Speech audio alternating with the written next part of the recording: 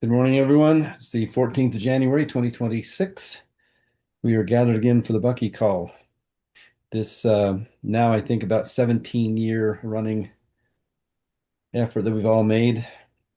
I've had occasion recently to explain what the Bucky call is to a few friends who are interested in these kinds of things, and it becomes all the more remarkable in the explanation to to to try to explain to people how you even get together on Wednesday mornings for 17 years is astonishing to them. And then, but for me, the real astonishing part is to stand still and to contemplate all I've learned and how different my perceptions of everything are because of Bucky and his work and all that we've shared here. So I, for one, am grateful to be here this morning. And we're off to a good start in the new year. Fred, how are you feeling this morning? Literally, how are you feeling? You weren't well last weekend. What's your intention for this call? Thank you, Wayne. I'm sorry. I'm feeling a little bit better. I'm still have itch in the throat, especially when I speak a lot. So I Uh-huh.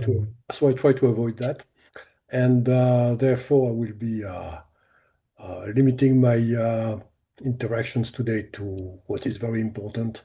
Otherwise, I'll put it in the chat.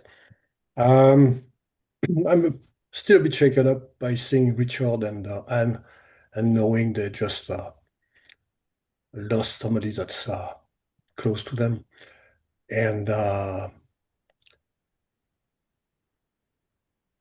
was not like this before, but my emotions are really under the just under the surface Hmm. at this time in my life. And I think parents should never have to bury their kids, and teachers Hmm. should never have to bury their students. This is really not something that's in the order of things. So that's how I'm feeling. I'm feeling a little bit better, a little bit itchy, and with my emotions just under the skin there. And my intention, as always, is let's see if I can learn a little bit something from you all. Thank you very much. Susan, how are you feeling today, and what is your intended takeaway? I feel very pleased to have arrived here. I'm sorry, for some reason it was taking things a while to load, and so I've missed what Richard and Ann had to share. Um, I just know how want to say how very valuable it is to have this landing spot, and I know that every time we make the investment of being together, um, I learn, and that's one of my favorite things in the universe. Richard, how are you feeling and what do you want to get out of today?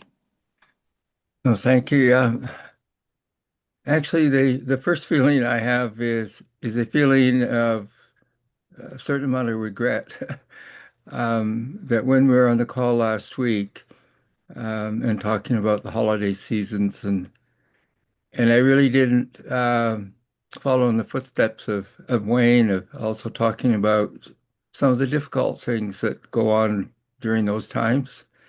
And I didn't share that our son-in-law had a return of his cancer in 2 years ago, and it was advancing very rapidly in the last few weeks, um, and we knew that it was not long for him, and we had a good time, good visit, but no one ever thought that it would happen as soon as it did, and because um, he required hospice care. Last Friday, and he no sooner got to the hospice than he died early Saturday morning, and so it was really a big shock for us. Um, and it just um, makes what you've just said, Susan, so important in terms of being able to share everything in spaces like this or in personal contacts that one has. Um, and so I'm feeling good that I can share that today. And and what I want to get out of the meeting is continued learning. And I might be able to speak to it a little bit later too, but I won't go into the details, but I've started asking an AI, well, it's a Google AI, Gemini, um, ont ontology questions about Fuller, about Bohm. Um, I just did one last night about our university has an indigenous strategy and it has what's called a quantum city approach. And so I asked AI how the ontologies of these two systems could be interwoven together for the benefit of all humanity, wanting to echo Bucky's ideas. And it gave me really quite a comprehensive answer. And every time it finished one little sort of paragraph, it would say, uh, do you want me? And they would phrase a question. Um, do you want me to? What's going on We're here? getting some feedback somewhere, Steve. Yeah, hang on just a second. I'm getting that resolved. Is someone in you or Lee, are you on speakerphone? Here it is. Try that. Go ahead, Richard. Is it okay now? Sorry. Yes. Anyway, what I was saying was that every time I asked a question, well, I asked a big question, but when it finished its answer, it had a deeper dive component. And when it finished that, it phrased its own question, said, would you like me to go further and tell you more about what you might do? And I would say yes, and it would give me that answer. And then it would have another question. And so there was about five of these. And I got this huge sort of list of things of how these two systems could work together. Um, and anyway, it's a wonderful kind of experience of trying out AI and how it might work in terms of very positive sort of outcomes. Um, Anne, how are you feeling, and what's your takeaway? Yep. Or not takeaway, but your intentions for today? Yeah. Thank you very much, Richard. Yes, I think both of us we kind of went through quite a bit over the past week. Yeah, and Fred, thank you so much. Everyone as well. Yeah. Where students are concerned, the tougher one is also looking at the parents. Yeah. Seeing what the parents are going through. That's really, really rough. Every time I go for the wake or in this case I managed to go to the funeral. And the this particular family, that's the son is the only one that they had the hope for, because the second son is autistic. Mm. Yeah, bright young man, and he was one of our ex-prize winners, the one going through the whole process right now. He was involved with something that was going to make an impact on the world. That kind of young man we lost. Yeah. So, but How thank did you he very die, Lee? Cancer. It was cancer. Mm. And it's cancer of, there's, I don't know, the organ the parent told me was just too fast. Tell us something, and it's just next to the heart. So he was diagnosed in August and he passed on Friday last week. Is that It's that pancreas? fast. Not the Susan? pancreas, just next to the heart. Tell us something. This is a small organ, they said, next to the heart. Is it by the gallbladder? I don't know. But I didn't ask further because it wasn't the space to do it. Yeah. There's, Yeah. Any But hints, anyway, Susan, what that is? there's nothing small next to the heart. nothing. Susan, any thoughts? Can you hear us, Susan? Yeah, I am trying to think of what that might be, and so you could get cancer in the lining of the pericardium, the lining around the heart. It's just not a very common thing at all. Yeah, they say it was rare. Yeah. And then yeah, that's it. 5 months. Super fast. How old? 16. Oh, Yeah, 16. oh. Yeah, thank you for yeah. So anyway, what I will do now is also to move on, and I want to share about the meeting I just came back from, because this is the beginning of the year, and we're just setting context for my team. We restructured the people running it. We put my best people onto our biosphere curriculum, and then we had our powerpreneur, same thing. We switched out whoever we hired earlier. They couldn't do it, so I needed my senior people to take it on. And I'm very happy to say that I shared a lot about Bucky. A lot about Bucky. Yeah. Yeah. And the first thing, and then at the end, when I asked them what it is that they kind of that got them and impacted them from the things we shared.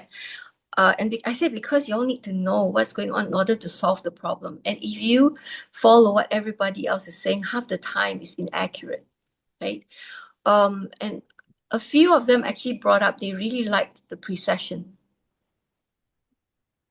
That resonated with them. So that was one. And but we went down the path of the cosmic, integrity, etc. Because overarching the whole biosphere, for me, it's Bucky, right? And the other thing, okay, this one I think I'll send it to you. My daughter actually got ChatGPT to kind of do an analysis. Okay.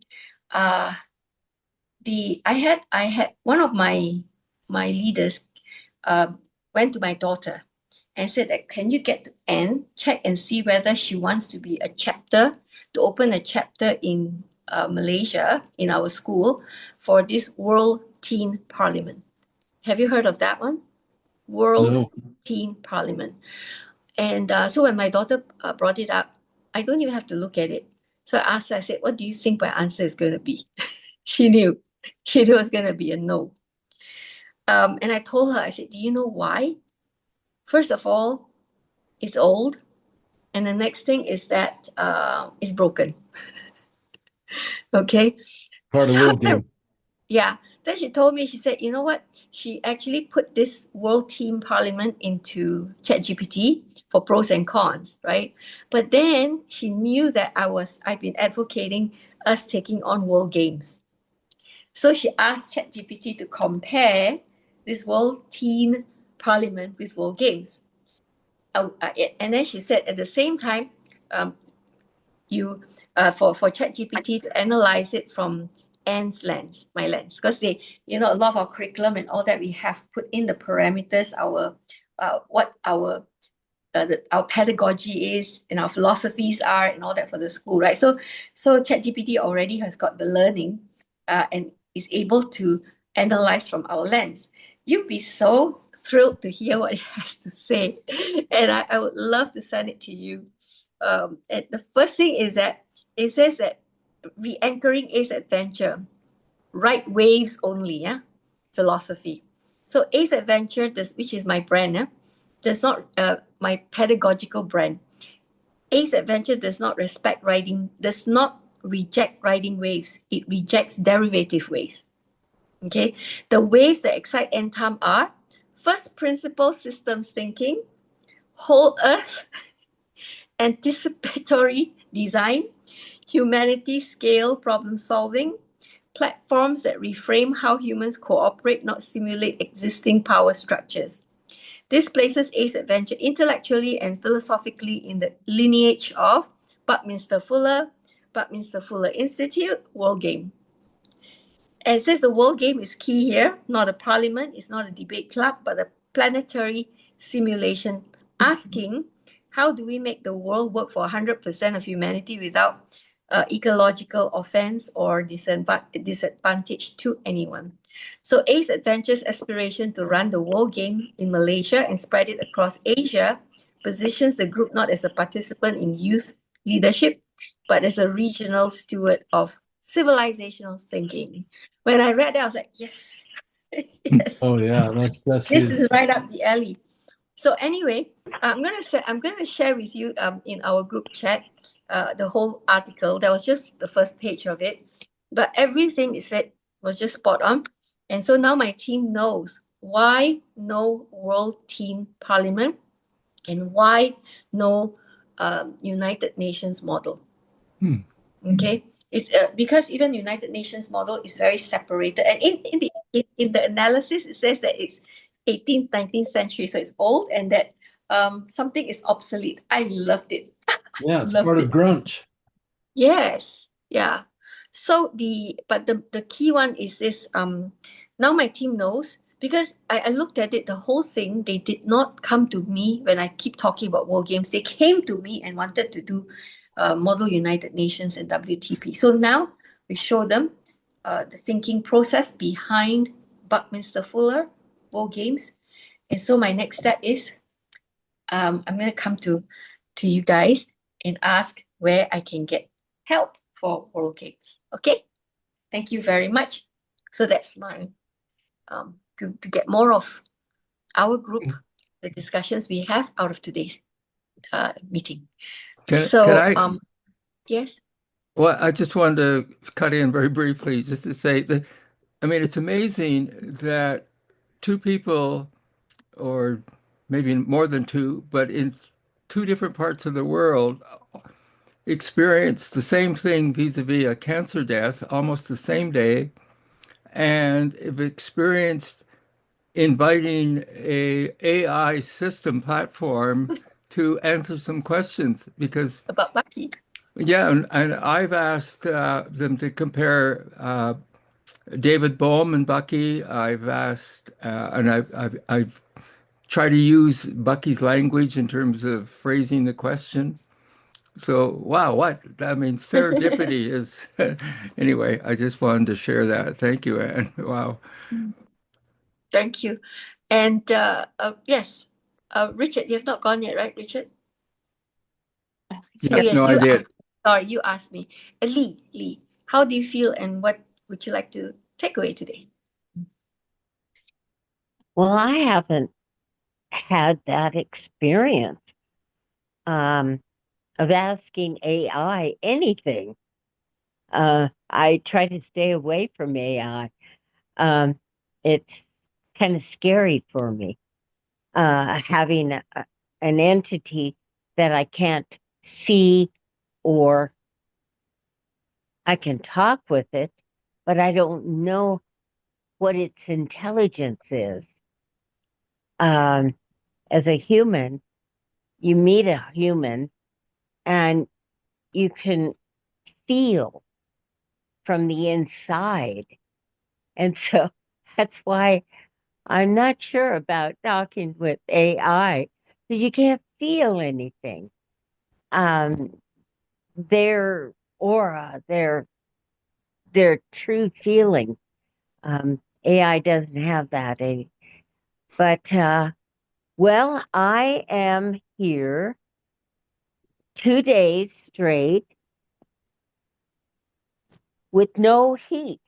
Oh, Oh yeah, not 20 fun. degrees outside, Ann, in our town. It's 20 degrees. I Wow. know. And it's just as Oh, cold in here without the heater. But yeah, so luckily we were given all of these heaters, which are pretty nice. Um, better than going around with coats on, which we started out with. is that the same for Steve? Yeah, Wow. yep. Well, it's warm at my house. If you get too chilly, come on over. Hey, that's a good idea. Well, I noticed that Anne is wearing a short sleeve shirt. Yeah, Yeah, well, yeah, really. equatorial. It's either hot or hotter here, so take a pick. Well, that's what I'm looking forward to is heat at this point, and learning more on how to receive it, maybe get things going. We may get a knock at the door to come in and check out the heater. Who knows?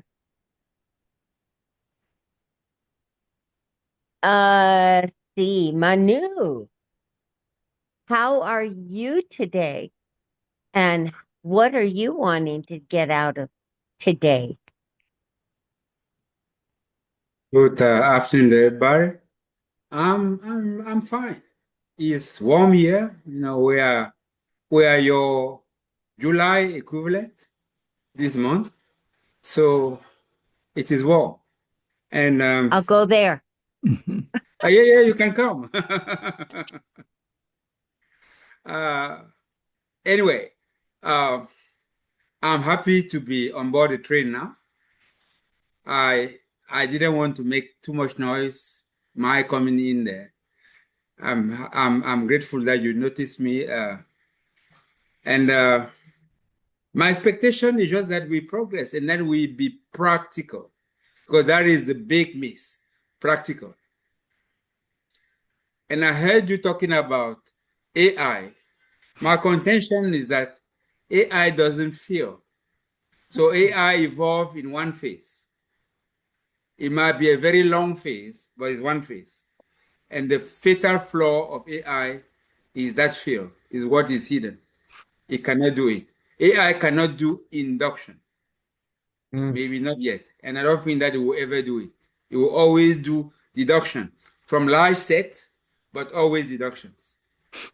Yep. All right. So that is what I expect. That will be practical.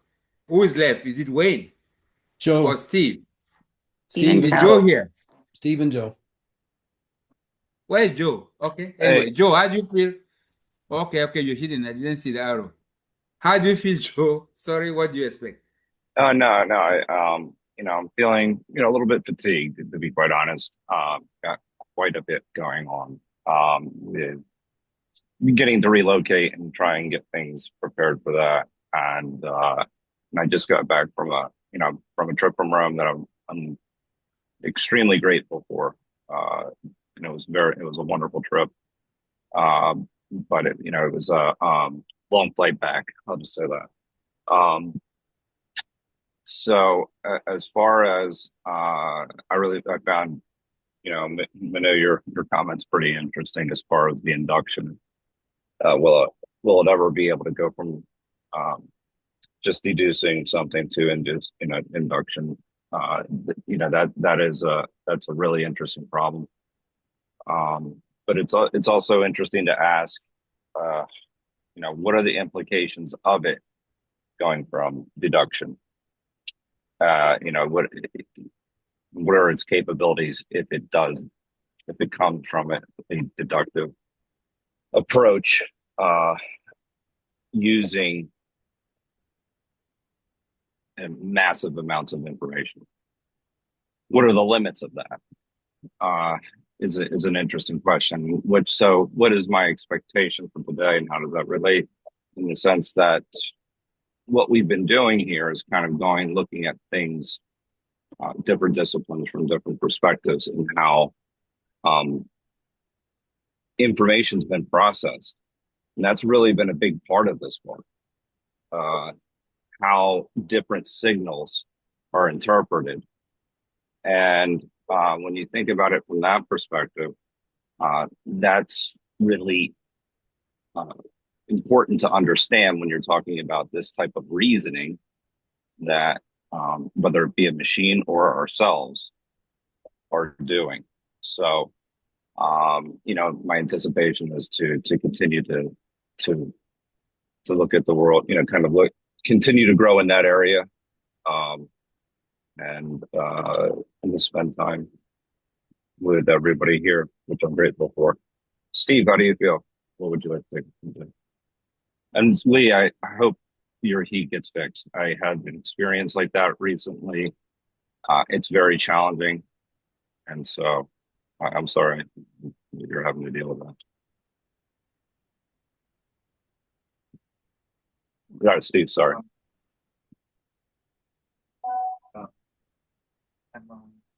We're not hearing you, Steve.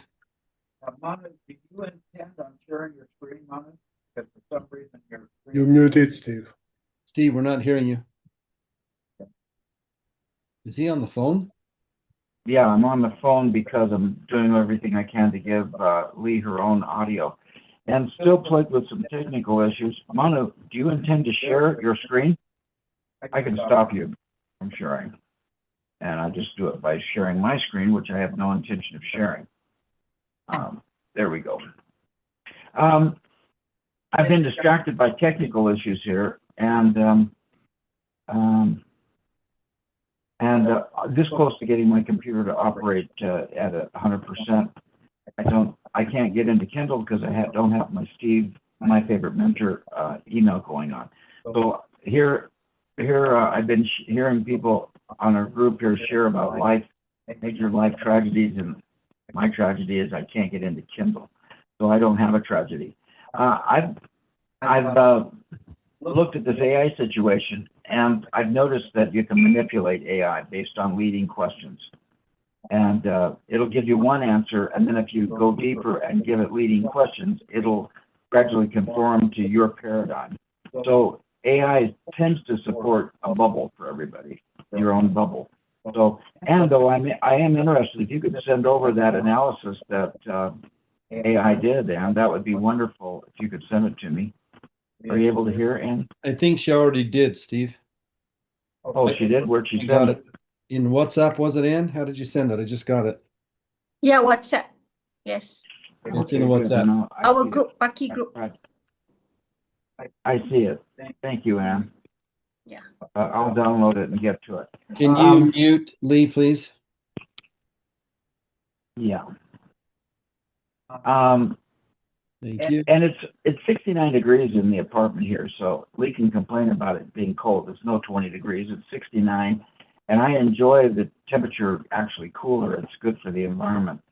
But I do run a little bit warmer when Lee is here to support her in her comfort. I am going to share now that I think about it, and I could have kept sharing. You guys, I sent out the Wednesday. I finally have integrated the work that Fred did for Wednesday calls. So I sent out to everybody on my Gmail address, contact.steviet.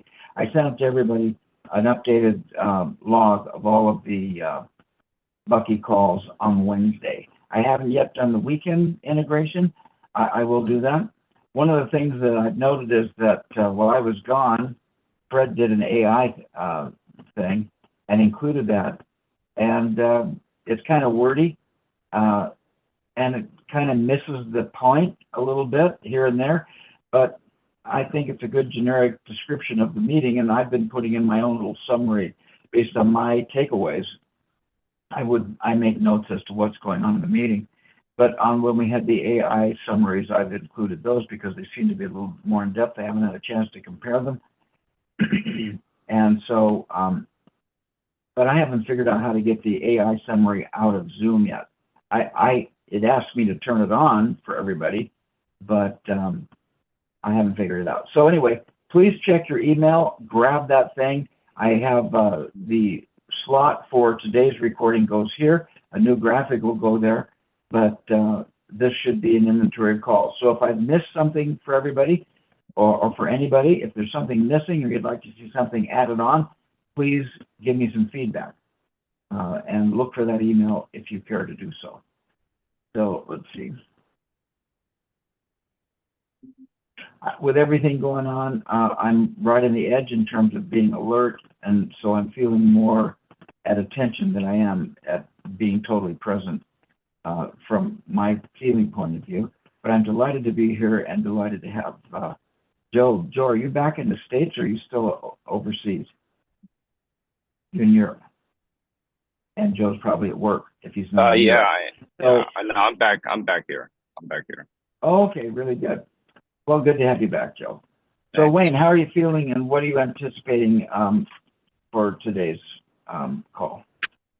I'm feeling like and a Fred, resource. Please be prepared to share. Go ahead, Wayne. Say what? I asked Fred to please be prepared to share his screen. Okay. I was saying I feel like a racehorse in the starting gates, ready to go. I enjoyed what's been shared so far by everybody. There's some really, I don't know, some beautiful feelings, emotions, sentiments thoughts, experiences expressed by particularly those of you who've been through some things, Richard and Ann and Fred. You really touched me with your transparency. Fred, I just didn't experience you ever this vulnerable before, and it's a beautiful thing to see that love in you and that sensitivity in you about people and what's going on around you, and to verbalize that. I'm really enjoying getting to know my friend again in that way, because I didn't recognize that in you before. So thank you for that courage. I think it takes an element of courage to do that. I'm grateful that you feel safe enough here to do that. And about AI, when I was a kid, I got frustrated when I went to libraries because, first of all, I didn't particularly like being there. And it wasn't because I didn't like books or I didn't like the library. I didn't like it. It felt like there was a barrier at that Dewey Decimal System card box. And there was just some kind of a barrier I had to get through to find the kinds of books I wanted. And I look at AI like a local library that is tied to every other library in the world. And there's this brilliant librarian there that sits behind the desk, and I can tell her what I want, and she goes to every library and gets and puts a whole stack of books right there on my screen. I see it as a research tool. I see it as a connection to the cumulative information that the species has put online electronically. No, it doesn't feel. No, it doesn't. I love Manu's point of inductive versus deductive reasoning, and I put something in the chat in the WhatsApp about that. So I think, and there's a knee-jerk reaction in our generation to maybe fear it or be uncomfortable with it because it's so impersonal. And there's all of this suspicion going around. Yeah, it could take over the world. And I don't think, personally, I've concluded that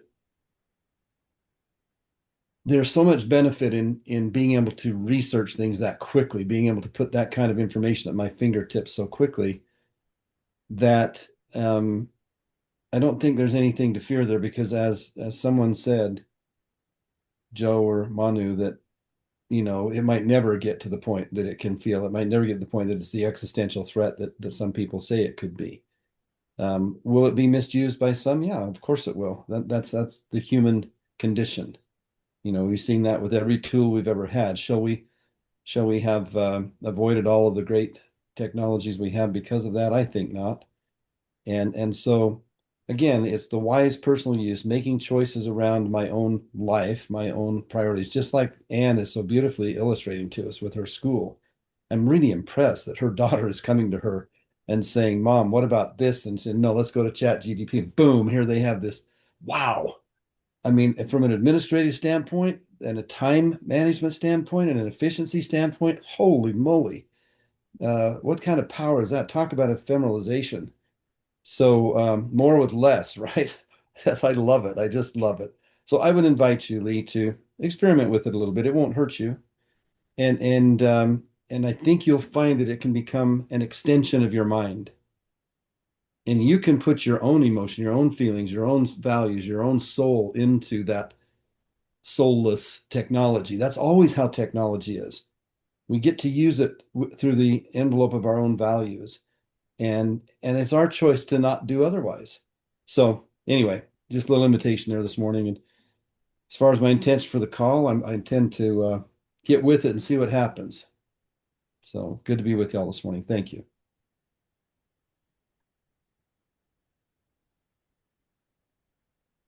I've got a little something to add to this fear of AI, because I deal with it all the time, with parents, teachers who all they're worried. They were worried about games when it came out. They were worried about in the early days, when we went down the path of just the internet alone. And yes, there's always confirmation bias. Always. You can AI will, I mean, the computer or the internet will give you what you want. But it's been always been a tool. And so a lot of people are afraid, and I was looking at it all the way past the past 5 decades. Anything that new comes out, it's the same question, the same fears, the same, you know. AI is you fear AI if the person becomes very dependent and won't think. But you get that from the internet as well. You don't have to think. You go into TikTok, you get the same thing if you don't think, right? Facebook. So AI will come, it will stay, and we just need to get everybody ready to use it as a tool. Yeah. It shortcut a lot of things for us. Because we are able to input what we wanted to do, and it's reduced so much work. One of the key things is we created the curriculum, but then we didn't have time to write it in a manner that it's like very consistent, and it has all these extra things that people want. They want what materials I need to use, etc. So those things where it gives you all the details people want, but we don't have time to do, right? We put it into AI, okay, and ask it to organize it for us. The curriculum is there, but organize it so it's in an order. But we ask it for one or two more things.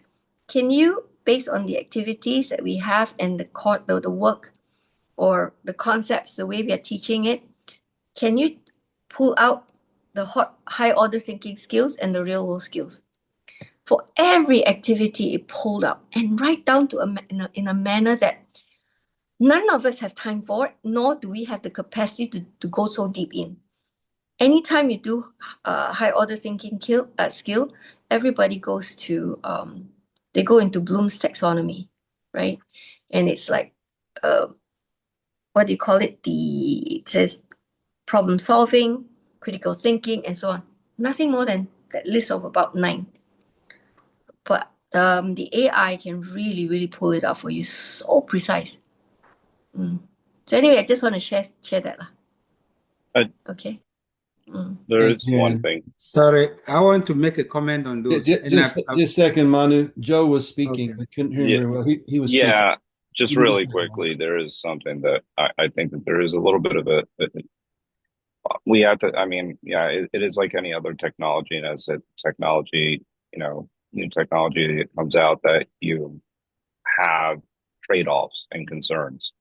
I think that the primary fear is what Anne had noted, is that there's an element of dependency on it. But there's this other aspect of it too, is that you have to look at how technologies have impacted us in the past and whether or not we've had passive or active relationships with it. So if you look even back to something like the printing press, where it's a little bit more of a passive relationship, and you're just consuming information, but then you have things like electronic media, where there's a little bit more of a active relationship. And I think that social media and things like those tools have actually fall into that category. And this is another layer to that.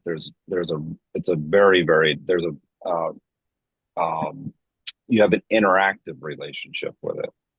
And this is where there are different issues that are emerging. One could be where not only kids are dependent on it as far as their thoughts or thinking is concerned, but also as far as their emotions are concerned.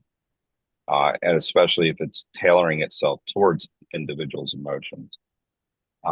The other is that what it is kind of it's a much deeper threat, in the sense that I would even say the passivity that can exist, that Anne noted. Well, what is somebody potentially passive with? And obviously, if you think about things like the military, in particular, if you're passive with that relationship, that's a whole nother fear, because then you're outsourcing decision making that has consequences that can impact us and impact not only us, but people from other countries in particular. So I think that is is the real fear, is that it's if you will, for lack of a better term, there it's well, I'll say it's intelligence abilities, not necessarily its uh, reasoning abilities. So where there is a reasoning, I'm going to equate to, in this particular instance, to wisdom, as to knowing why you're doing something, and not just an optimization as to where you're just doing it just to absolutely to optimize whatever it is, the outcome that you're desiring. And So, Joe, are you so I saying think that that's reasoning is I don't know, the intelligence is the wisdom, the wisdom is the element that makes it intelligent as opposed to pure reasoning? So now I'm saying intelligence is essentially, it's just aggregating information, it's becoming competent, and then actually it's optimizing whatever it's designed to do. Whereas reasoning is, well, why am I doing it in the first place? And so then there's that component as to you can start to look at it from a perspective that is uh, there's a value in it. The value is not simply something that can be calculated. And so that's where I'm kind of that's how I'm distinguishing between those two. Uh, yeah, one's just synthesizing information, and it can still accomplish a lot. So anyway, I hope that was clear. I hope that was cleared it up. I mean, I know. Sure. Manu.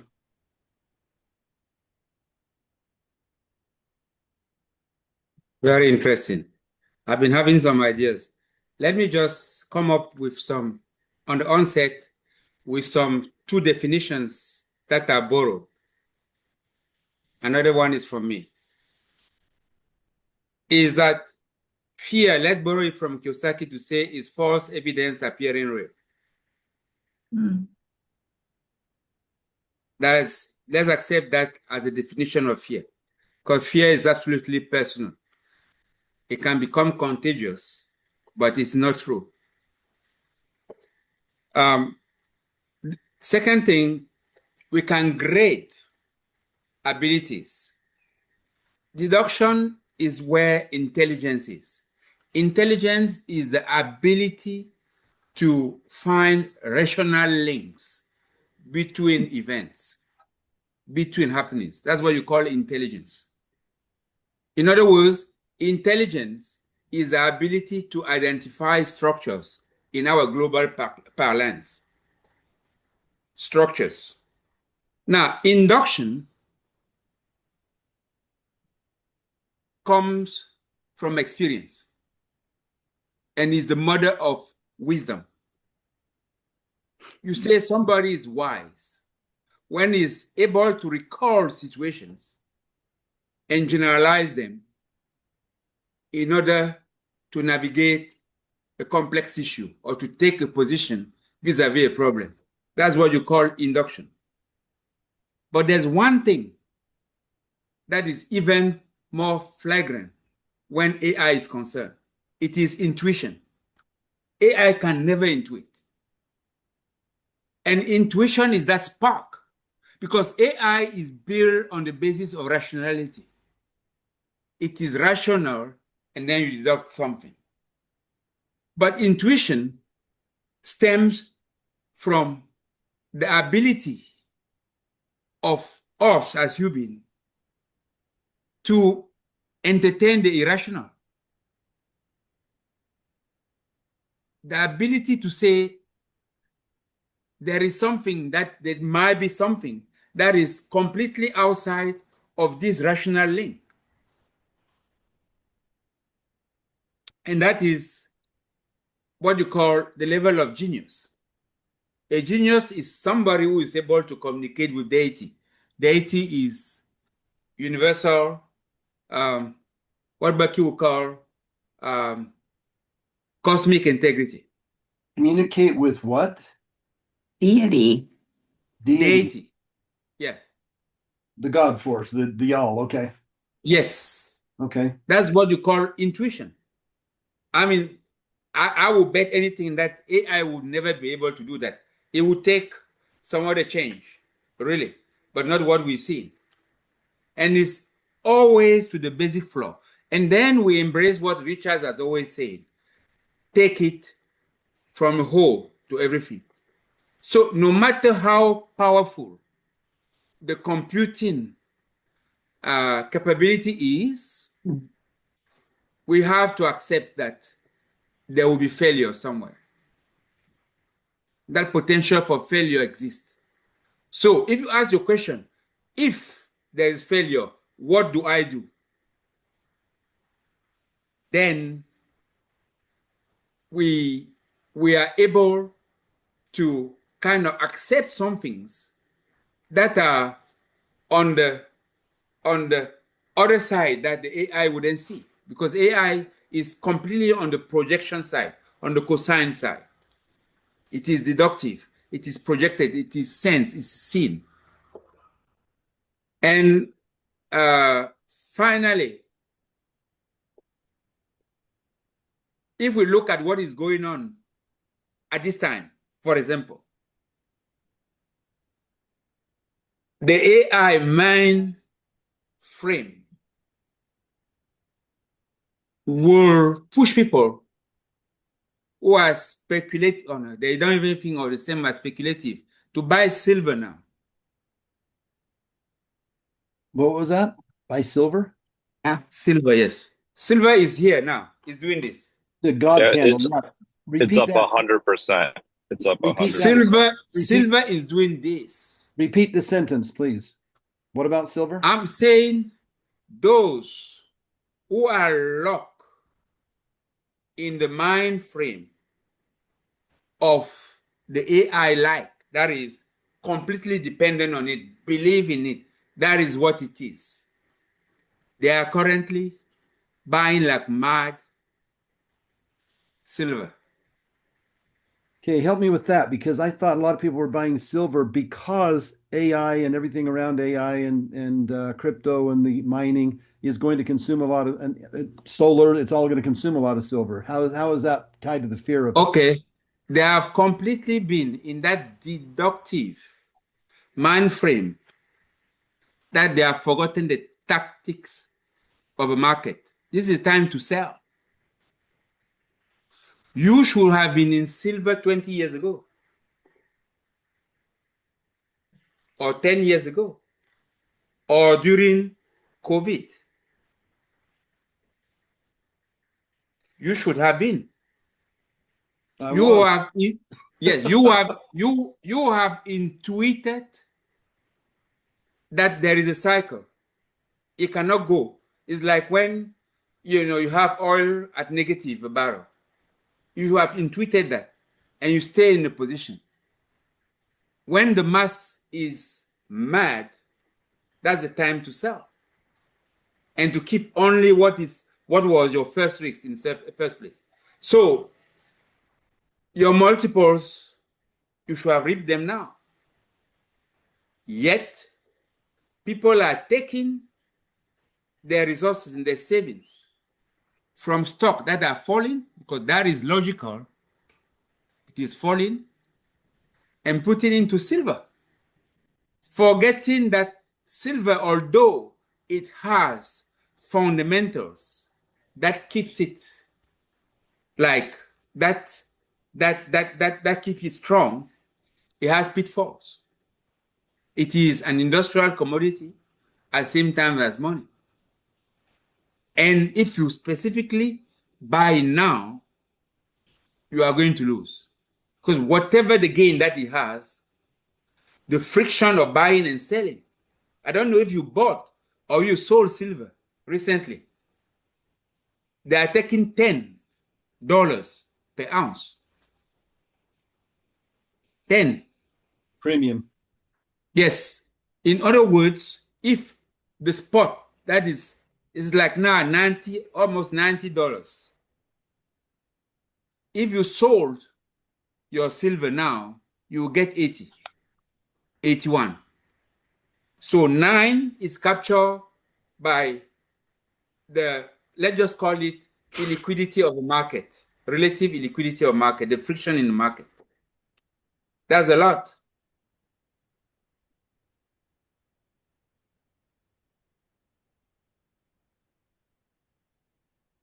And to me, this is the art of living and surviving and sustaining and thriving is based on that pulsative nature of universe in which we are, that we should accept.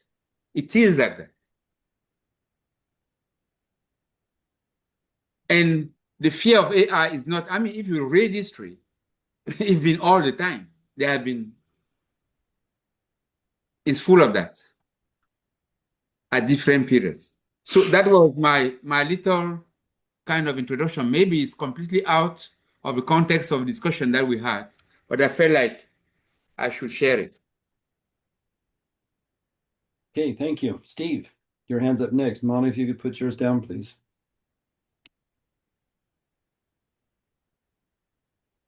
Steve, you're mute. Yeah. There you go. I put a comment about AI inductive reasoning versus deductive reasoning versus abductive reasoning. Put in the comments, AI thinks it's good at inductive reasoning, but I want to say this about AI. Thinks itself is good. Yeah, it thinks it's good at inductive reasoning. It thinks that it often struggles with deductive reasoning, and it has a big problem with abductive reasoning, and therefore it hallucinates. So anyway, I guess it's a matter of definition of terms. What I really want to point out about AI, because I don't want to disagree with Manu, I think these are items that are open for discussion, is that my personal experience of AI is lately, like there are some AI-produced conversations with Richard Feynman. And it takes Feynman's voice, and it takes Feynman's articles, and it stuffs Feynman's voice on Feynman's articles with a little bit of ad-lib. And some of them, it isn't even Feynman's voice. It's some other weird guy's voice. But when it sounds like Feynman, and when it's still pretty close to what Feynman's saying, it seems to be very, very helpful. I feel like I'm actually having a conversation with, I don't want to say a conversation with God, but I'll say a conversation with Richard Feynman. You know, and that's helpful. The other issue with this, with the AI is this. Close enough. Yeah. I thought you might agree, Fred. So, but the thing that drives me crazy about AI is just the clickbait. I mean, every Tom, Dick, and Harry is grabbing every stupid thing, including, what did I see the other day? I saw a dog put its hand on a fox's head when it was eating eggs.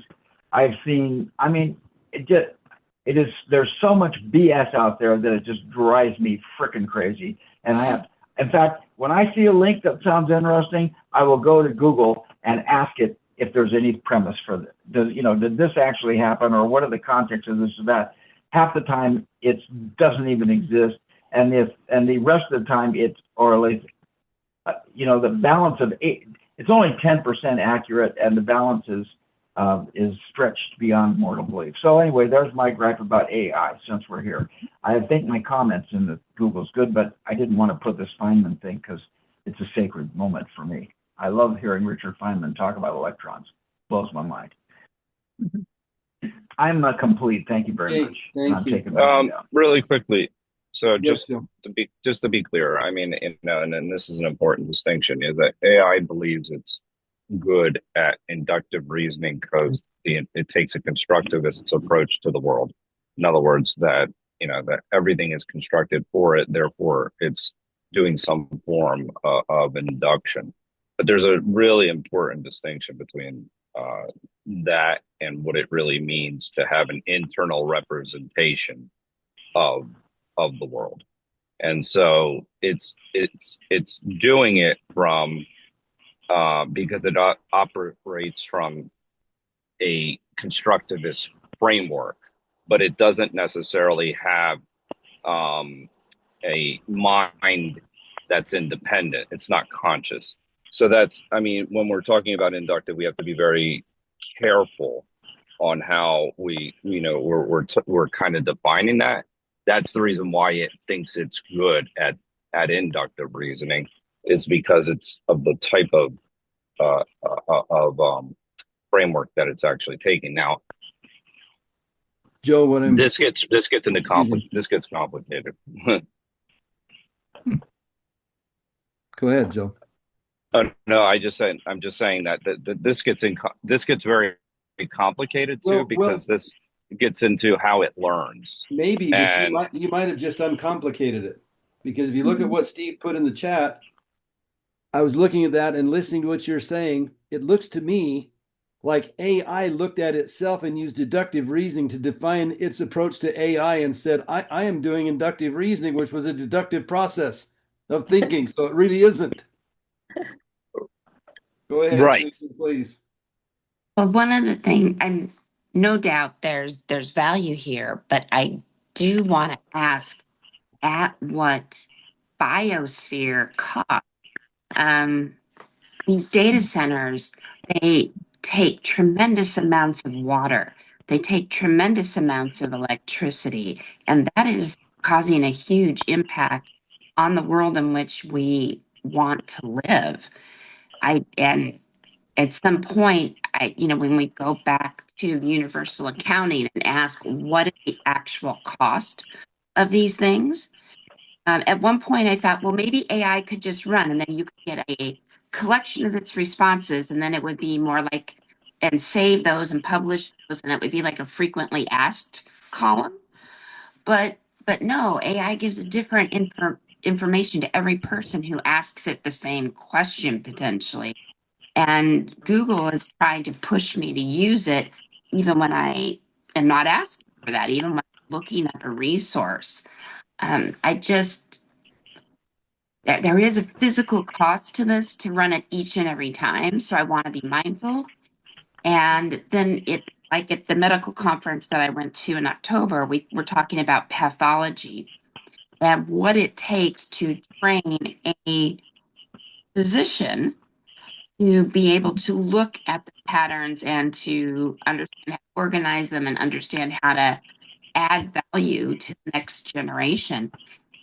If we just load every single thing into AI, it would cost us more energy to read pathology slides alone than the world has. And that's only looking at one country. I think that country was Ireland. So you can see how many other people are available. It's not a free ride. No, definitely not. To Manu's earlier point about intuition is a communication with deity. I suppose that the big fear might be that AI could someday catalog everything that. Imagine a world where anyone who had meaningful contact, or even believed they had meaningful contact with God, they were in that communication with deity, and they logged all of that on the internet, and AI grabbed that and said, okay, this is what God would say.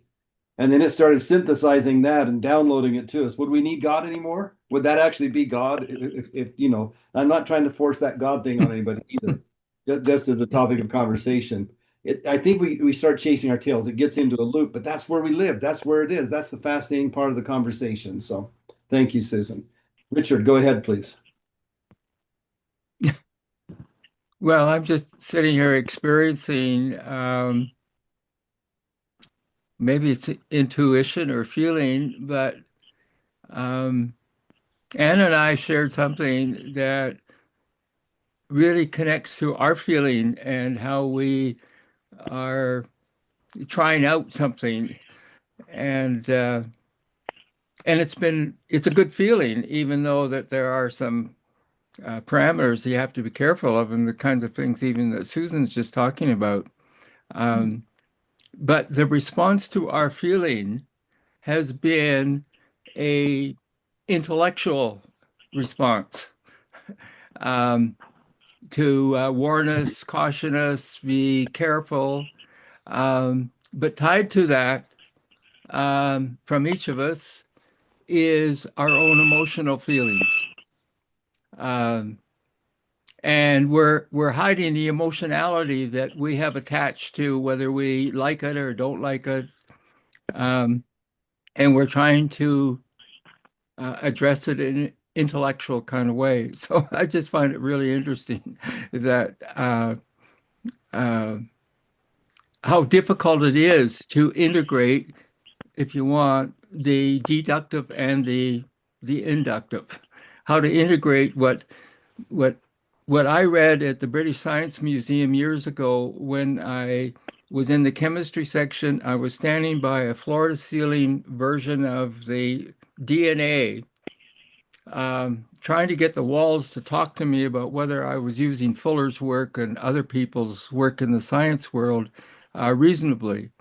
And I turned and there was a poster, and it was the Expo 67 dome, and there was a head and shoulders of Fuller. And it's like, what the heck is it doing here?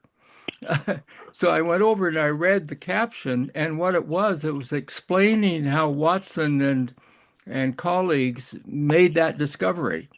And they made it because they intuited that it was going to look like one of Fuller's sort of geodesic kinds of structures. Um, and it concluded, it said that good science, if you want, um, has to have a lot of rigor, uh, and it has to have intuition. And it can't be all intuition and it can't be all rigor. It's got to be that mix, that yin yang mix. And that's what I think really has gone wrong with contemporary science, what I call the pre-20th century science, reductionist science. It eliminated all the other sciences and said, no, you're all wrong. We're the only ones that are right. And that's the correction that's starting to happen today, is to understand how those two, the indigenous science, if you want, and the what I call the modern science, can merge and work together in ways that have never really been done before because of that exclusivity. It says that once uh, I find the value of one, I reject the value of the others. Um, anyway, I hope we're coming out of that, and I just wanted to share that. I'm complete. Yes. Thank you.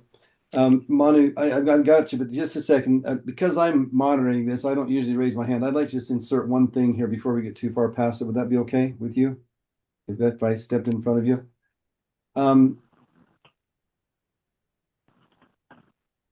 Or excuse me, Lee, I would guess that there may have been times in your life where you had a hard time saying what you felt around people, and maybe you were a little bit suppressed your voice somewhat. Is that a fair suspicion on my part? Okay. Look at what you've created today. I thought it took some courage to speak that boldly about your fear of AI. Look what you've created. Look at the robust conversation we're having because you, Anne, the quiet one, Anne, excuse me, I keep calling you Anne, Lee, the quiet one, spoke up and expressed a sentiment, a feeling, a human concern of yours that elicited all of this rather intense response, intense in a good way. So just wanted you to look at that. I have a friend, to Steve's point about the clickbait and all of the false information that we're seeing with AI. I've gotten pretty good now at filtering that and realizing that, animals can't really do the things they show them doing in those videos, for just one small example. But I have a friend who owns a lot of silver, and he called me about 2 weeks ago and said, "Hey, I'm calling you because I want you to talk me down." I said, "What do you mean?" He said, "I'm on my way to the coin dealer to buy some more silver." And I said, "How much silver do you have?" And I know this, I'm close to this guy. I know his net worth. I know everything about him. And he told me, and I calculated today's price. And I said, "You got 75% of your net worth in silver today. And you're going to go buy some more? I don't think it's prudent. I don't think you should." Well, it turned out he didn't want me to tell him that. I think he wanted me to tell him it was okay and he's brilliant and he should do it. And silver's going to go to the moon, and everything he's looking at in an AI chatbot setting which Steve was this Asian guy. It's pure BS. I found out it's just pure BS. He's saying that silver's selling at $130 in Shanghai when it was selling at 75 or 80 in the US. I just told him I'm not getting that. I don't see that anywhere else. I don't think that's accurate information. To Lee's point, this man, 60 years old, ended up in the hospital over the weekend on the pacemaker list because he had so triggered himself in his heart, and he had a latent condition, of course, but it went to a complete health crisis with him because of the his inability to detach himself from AI and think for himself. So there's some real threat there, Lee, to your point. Thank you, Manu. Go ahead, please. I just wanted to point out, can you hear me? Yes, loud and clear. To point out at least one thing or one characteristic in relationship to intuition. Intuition has a little bit of genius and feeling. Let me put it this way. If you take Einstein and you take Bohm and then you take Becky, many people have tantalizingly come to a point where they could logically jump on to the position that they took. And they didn't. In the case of Einstein, very famously, the French mathematician, what's the name again? Poincaré. Very, very close. So it takes intuition, requires courage, and requires dream and readiness to sacrifice one position for the sake of something that is very uncertain in the popular mind or in the mind of many, even the counterparts. Because when you intuit, I call it induction square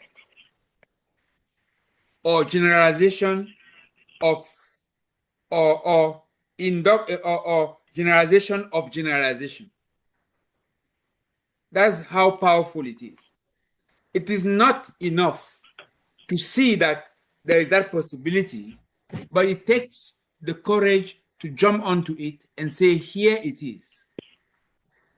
Is the same position, although with Galileo, he was already sure of his own self. He was just on the court convincing other people. So to me, that point is very, very important. And one thing that is also important is that the focus of all of these technologies, because they are only technologies, is robbing us of our time to focus. And remember Kelly's formula that encompasses the flow in-out of energy, then patternize into a focus that's multiplicative, and then patternize into a symbol that is multiplicative, and divide it with a focus. And to be able to focus, there is energy that you have to spend to focus. And if this energy is being robbed left and right and for everybody by fads, we will think less, we will focus less, and we will be less able to actually even dream of that border that is dynamic. It could be different from what we perceive today. So it is also not only dangerous for people, for individuals, it is dangerous for humanity as a whole. There's got to be a critical mass of dissent of what is going on in order for us, for the pulsative nature to be fractalized and allow us to progress. So that's what I wanted to share here. Man, Manu, I'm sure glad there is a recording because I couldn't type that fast enough. And wow, that was something. I'm seeing a generation of our children locked in exactly that. They are so locked, pasted their faces to screens that they're not thinking, they're not seeing. I'm not saying there isn't some other value, some 90-degree effect that might be coming out of that for them. But my friend was in that too. He sees all that's going on in the world around silver and he gets mad at everybody like the banks. The big banks are the enemy, and he goes into this combat mode in his emotions, and it completely sucks the energy out of his life to do the things that he gets to do to preserve himself, build his own life. What a great point. Thank you. Steve, go ahead, please. Manu, if you'd take your hand down, please. Well, let me see. I got my microphone. I just want to say that, you know, I got your buddy on his commodities, on his silver. I did the same thing with the Bush election back 20 years ago, and I gave up on it. Getting all excited about what's going on around me is crazy. I put that link in about the economic crash that's pending. It showed the Roman Empire, I don't know, some other empire, and now and it shows parallels between what we're doing in terms of our $38 trillion worth of U.S. debt. I think there's reason to be careful. But aside from all the serious stuff, wouldn't it be nice if we had an AI that could take Bucky's books and use Bucky's voice, but use English and explain exactly what the hell he was talking about? Now that it would be really exciting. So I just thought I would add a little bit of humor, along with the fact that, Elon is my hero, right? He's the Ben Franklin of 2025, of the current world. But if you look at what he's doing in Tennessee with his chip factory there and his AI thing, they're running gas. They're bringing in and using butane, I think, generators, and polluting the crap out of Memphis or wherever they are, just to get his chip function to go and get that AI going, so they can do XAI and do full driving cars. I mean, it is really a complicated thing that's going on out there. So, but I like the Bucky AI thing, and it's amazing how it's 7:20 and we have a great book. But I guess this is a good discussion. I guess we're having a good discussion. I pause. Thank you for being patient with me, and I pass the baton to whomever. Okay, thank you. I'll be the whomever for a minute. Okay. In kind of a summary fashion, but this is my thinking and my current position. I really value this conversation, guys. It's multifaceted, it's layered, I'm gonna have to watch this video because there's such tremendous density to the thought that has been shared here today. I couldn't grasp it all at once. But three things that have been operative in my world to a great degree in recent years that are coming into focus here. First of all, one of the things I learned in Colorado that will always be precious to me, and I don't think it will ever leave me, and I think it will be the hallmark of my personal focus for the rest of my life. And in truth, it was before Colorado. It started with Kelly in 2013 when he came to Utah and woke me up from the sleepwalking I was doing around the government's collapse of my world. And Kelly started out, remember the four things I shared with all of you from time to time? Manage energy, create space, trust time, master money. And that manage energy thing, he talked about managing our personal energies. Manu spoke to that a minute ago. And we have the energy in our bodies. And that's all we have. You know, we only have what we have. So in a day's time, I mean, there's only so much that we're going to generate from our food and oxygen and sleep and whatever else goes into that process. That's our endowment. That is our cosmic energy for the day. What are we going to use that for? What kind of thinking are we going to do? What kind of decisions are we going to make? What kind of action are we going to take? What kind of a difference are we going to make? Bucky said about his own life that he learned early on, I'm paraphrasing, of course, that if he would do that thing and only that thing that would bring the maximum amount of good to the greatest number of people on the planet simultaneously, then his needs and the needs of his family would be spontaneously met. That he would be supported by universe, in other words. And so I've given that a lot of thought, and I came out of Colorado committed to play on the largest playing field I could play on, given whatever little bit I knew and whatever I had in me. And that personal energy management becomes a big, big deal in that, because in every day there are only 24 hours, and we can talk about trusting time, and time is somewhat expandable and flexible and malleable, if you will, but from an other energy standpoint. So that becomes very critical. And yes, we live in a world with these screens that we can completely get sucked away from a conscious application of our energy in the things that count the most for us. That is the first point. So personal energy management, I've given a lot of thought and studied hard recently. I mean, really diligently for the past 2 years, especially. I've always been a student of economics since 1979, and I didn't get into it because I loved economics, and I didn't get into physics because I loved physics. I got into it because I felt like my survival depended on it, and if I was going to keep my promises to my children to provide for them, I had to know more. I just had to understand more about the world I was living in, and it's become kind of a hobby and avocation, a very intense study for me. So for what it's worth, Steve, in terms of what's happening with the debt and all of that and where we might be going with it, I am just finishing an excellent book, published just a year ago by Lawrence Lepard, called The Big Print. It is definitely in the top 3 most important economic books I've ever read, and it may even be number 1, because he is so cogent and so clear in his description of our current position with fiat currencies and global debt, and how gold and silver and crypto and everything else flow into that.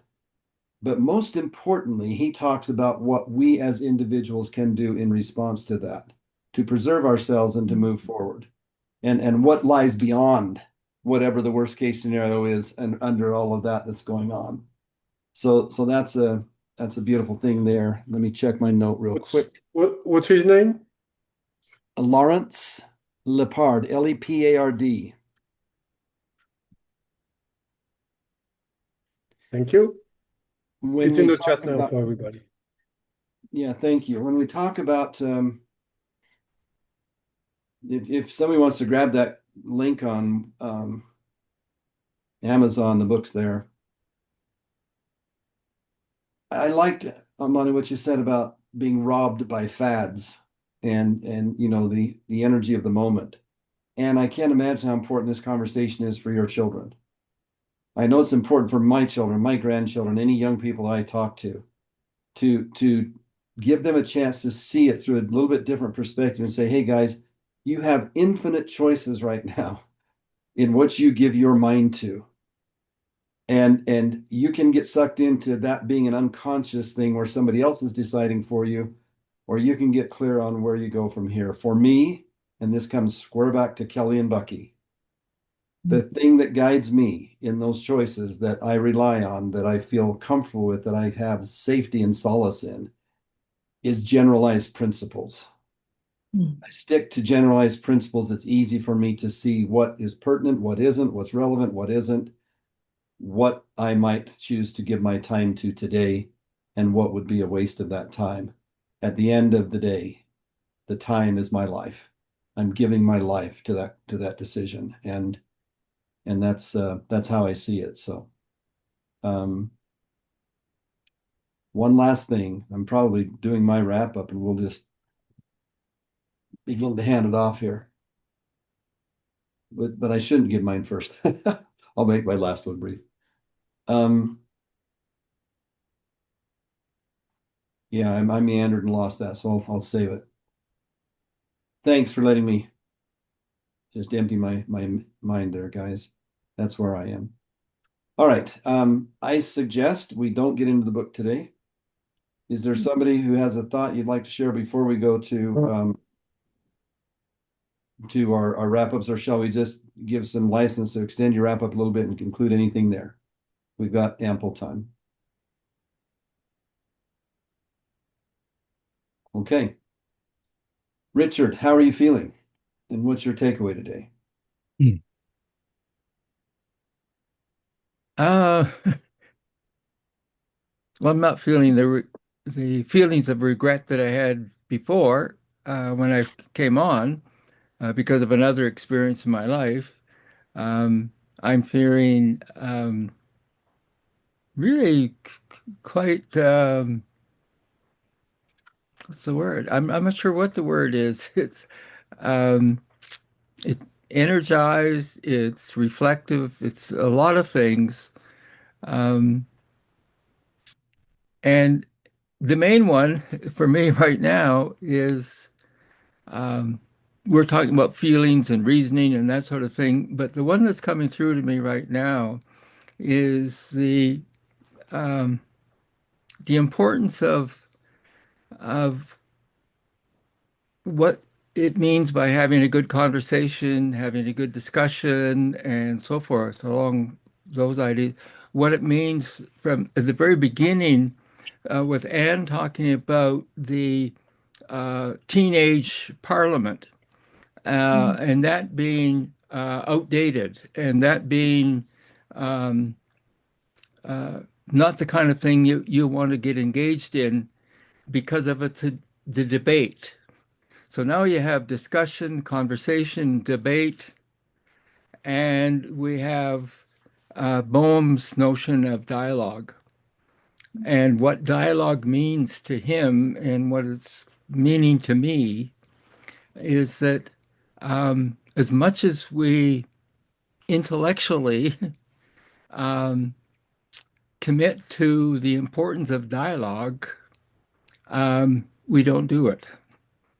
Um, we we share our thoughts um, in a discussion, conversation, debate sort of format that still sort of feels like um, once somebody has shared something for the group to feel and think about, and then maybe put their input in a dialogical way, we tend to put our feelings and our thoughts into it in a way to either counter what we heard someone say, perhaps agree, but it's hard to put it all in a dialogue form um, and to keep the input coming in such a way that we might emerge either individually or collectively with a new idea, new thought, new whatever. So that's my big takeaway is the importance of of, of, of understanding and sensing the comparative sort of differences, if you want, between conversation, discussion, debate, and dialogue. So, Anne, how are you feeling? What's your takeaway? Okay. Thank you, Richard. Actually, the when you because you're the biggest proponent of dialogue from Boehm's, okay? Because it comes out a lot, right? And you're absolutely right about that. Because one of the things that came out with the teen parliament is that it's adversarial, yeah. And you're debating, you're putting people on two sides of the fence, and so with that, it's very hard to come together to resolve. And every time you deal with parliaments, they have oppositions, and the oppositions are perpetually, even if the other side, the other party is right, it is very difficult for them to agree. It happens in the Malaysian government, and definitely because we have our parliament here as well, following the British government system. And then, of course, I don't know. Okay, on your side of the world, I'm not sure if you're familiar with the other Asian countries. You know, whenever they meet, right? Korea, they can get into fist fights. So, so this is very, very and that's when the government comes together. Can you imagine that they can't sit and talk to each other, and then they expect the rest of the country to do that? It's ridiculous. So yes, the having the dialogue, and you're right, it's not easy because people generally want to jump in to say something. So that's one of the biggest things for me as well for today. And I want to put this in. Today we didn't manage to do a cosmometry, but just as we were talking, right? It suddenly occurred to me the cover of the book Cosmometry. It is beautiful. The cover. It is absolutely beautiful because you're talking about the spiral, right? The what's that? The golden ratio, the phi ratio.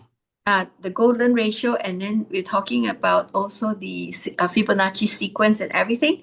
And I just realized that why this sunflower is on the front cover, because it's actually sitting on top of that the sequence and the spiral and the torus and everything. So, and then because one of the things I wanted to say actually last week was I understand now why Wayne and Susan, when we started the whole decision to do cosmometry, is both of you had already gone through and you've read it, and that you're both excited about going through it again. And that's exactly where the space I'm at the moment as well. So I just want to say that. I just want to share that. Yeah. Okay. So, Joe, how do you feel, and what is your takeaway today?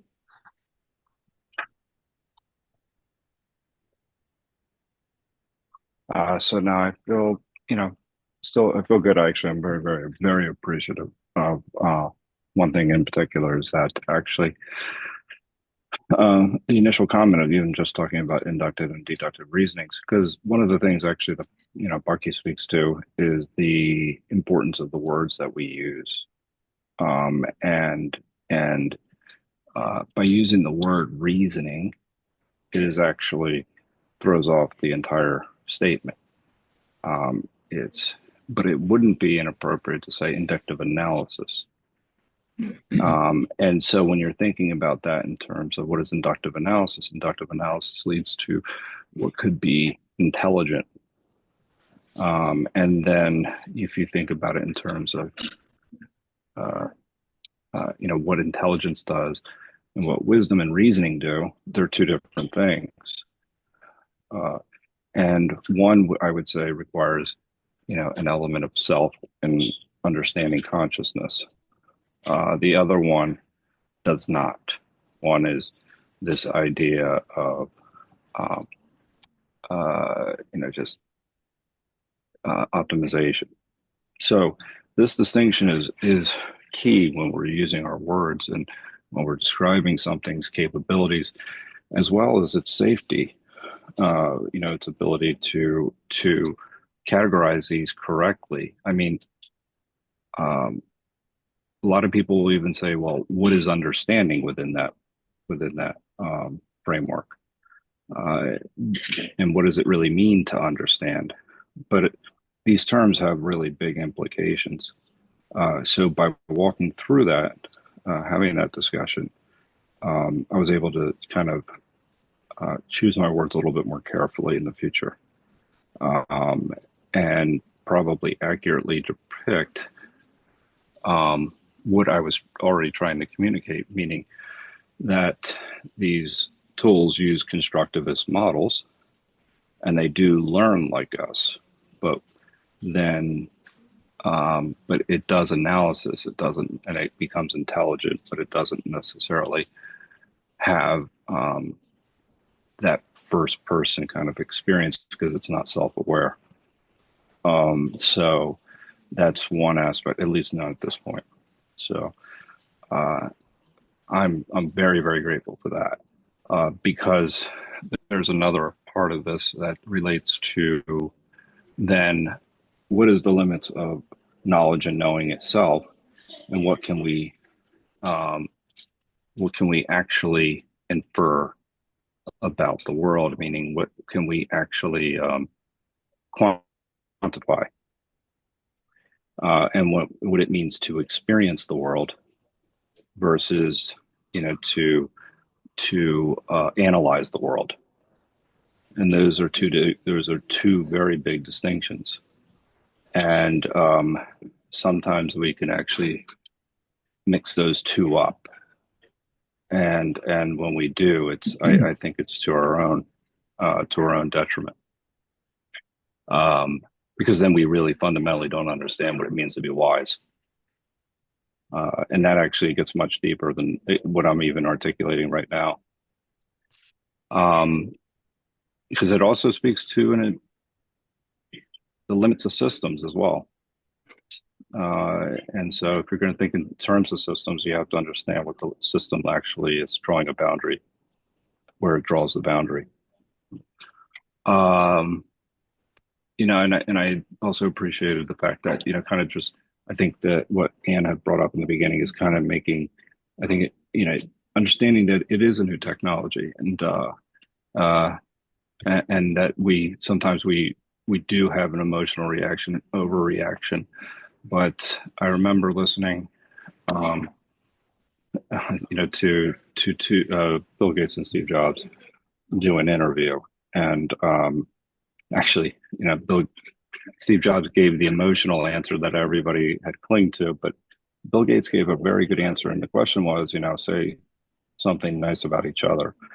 And the answer that Bill Gates said, well, that you see so many waves of technology and so many changes, that you really have to be able to understand which one is actually fundamentally changing the way we function and the way we interact with the world, and which ones aren't.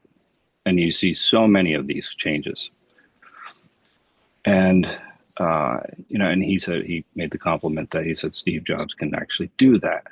He can see that when to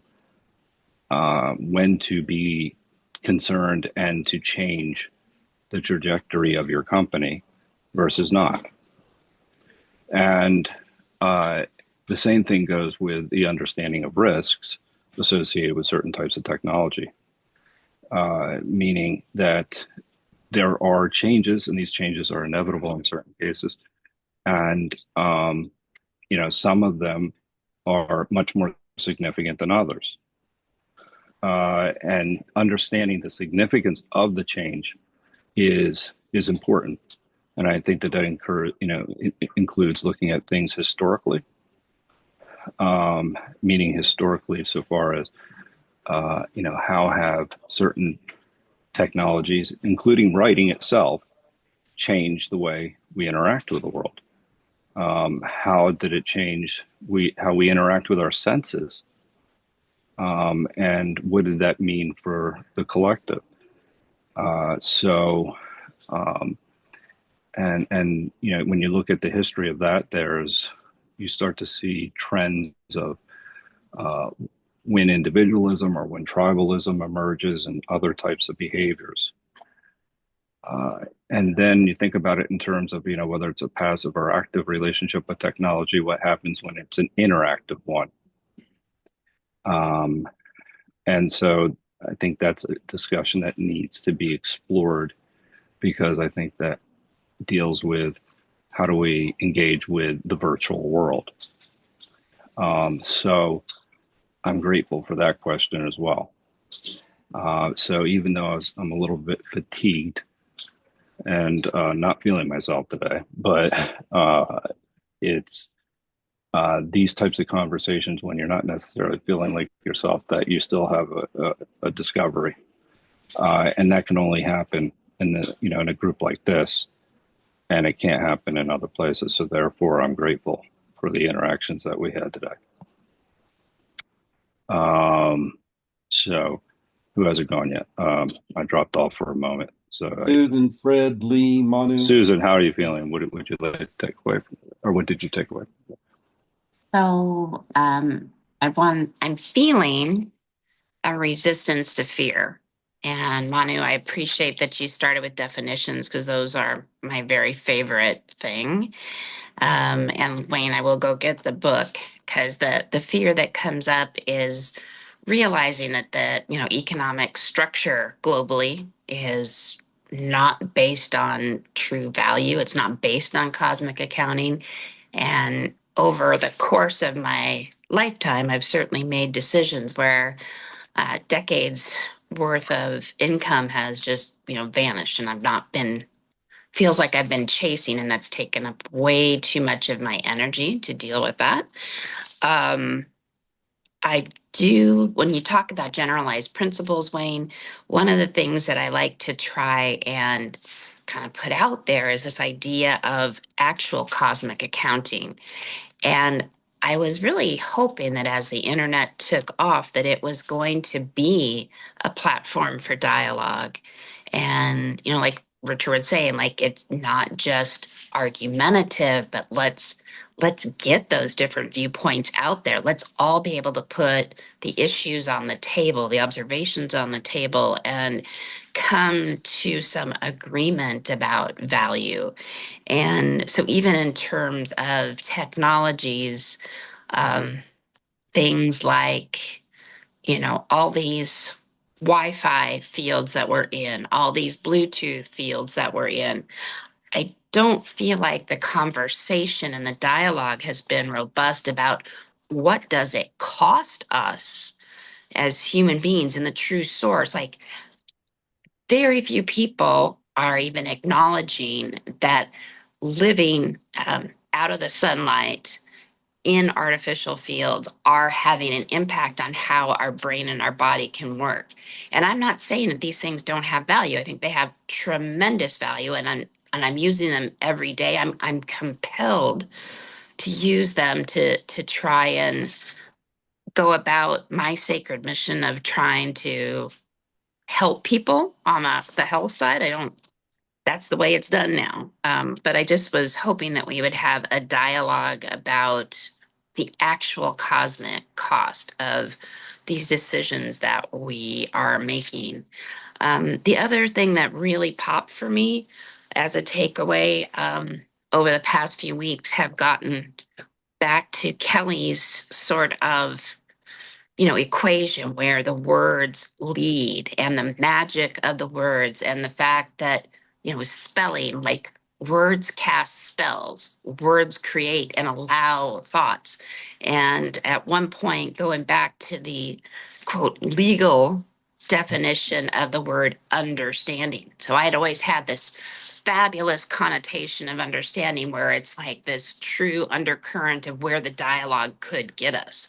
And yet, one definition of understanding means putting yourself under the authority in a restrictive sense, like accepting, like I'm putting myself under this. So, quite literally, standing under. And I've become a lot more guarded about how often I want to give away my sovereignty and get under the thoughts and edicts of other people, other systems, even if they're artificial. And so I'm hoping to understand more magic in the words. I want to understand how to use these things in a way that truly does benefit not just myself, but humanity, and try and have the biggest possible perspective in looking at the cosmic accounting. Manu, how are you feeling and what did you get out of today?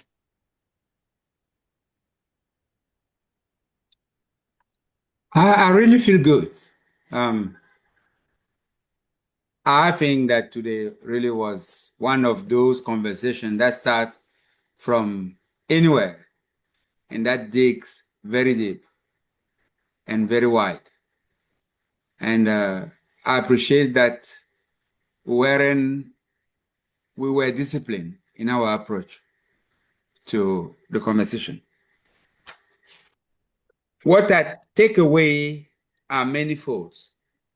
The first thing that I would like to say is that Becky talked about the individual being in final examination.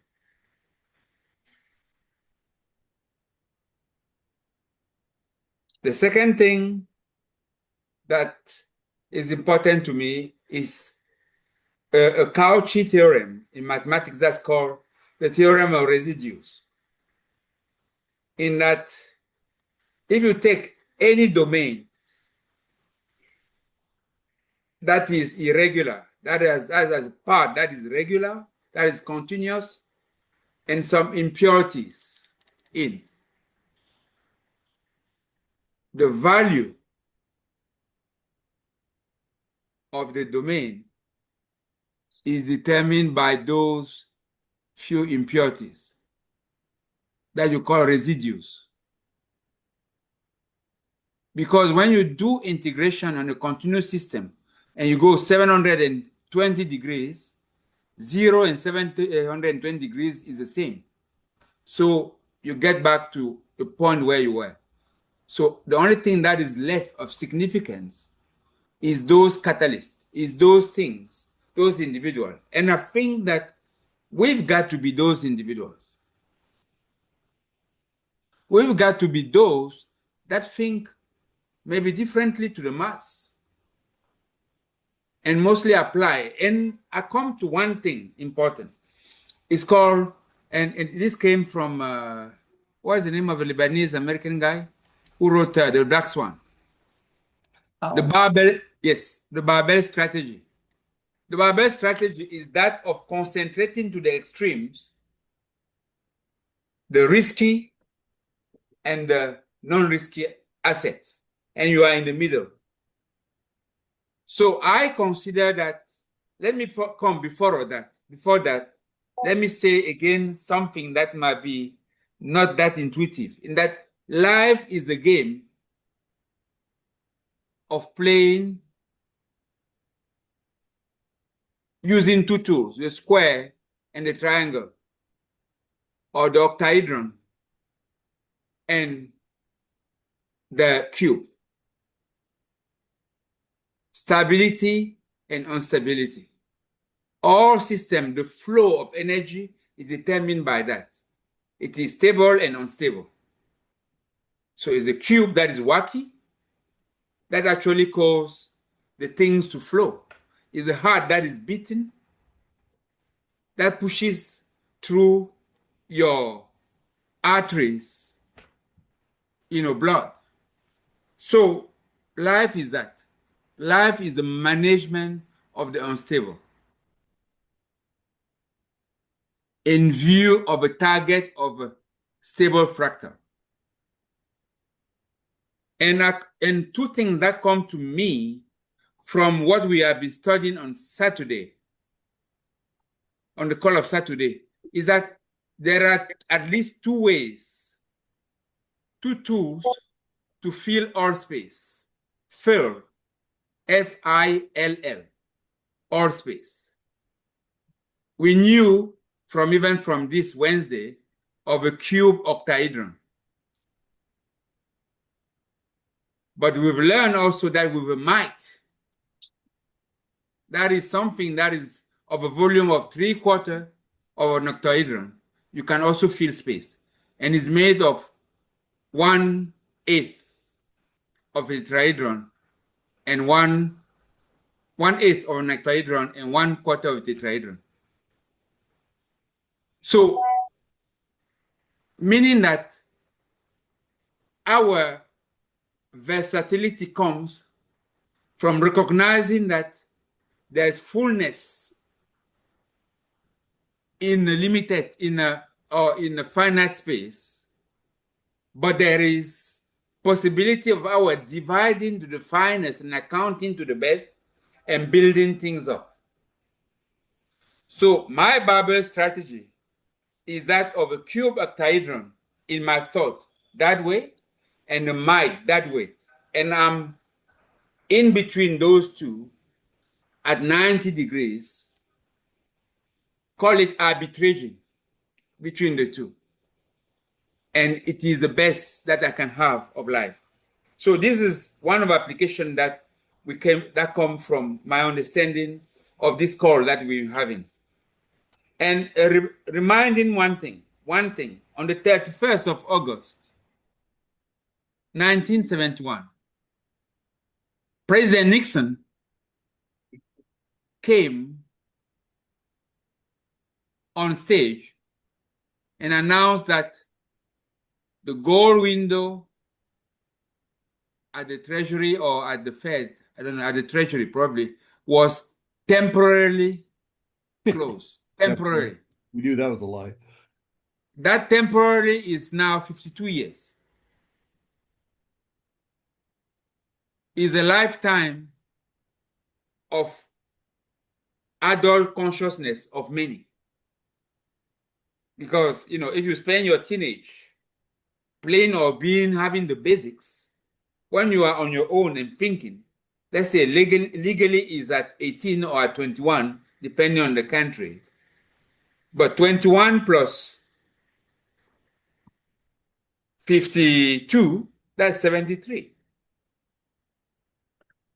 So we must be able to remember history, remember that there are cycles, and coming to what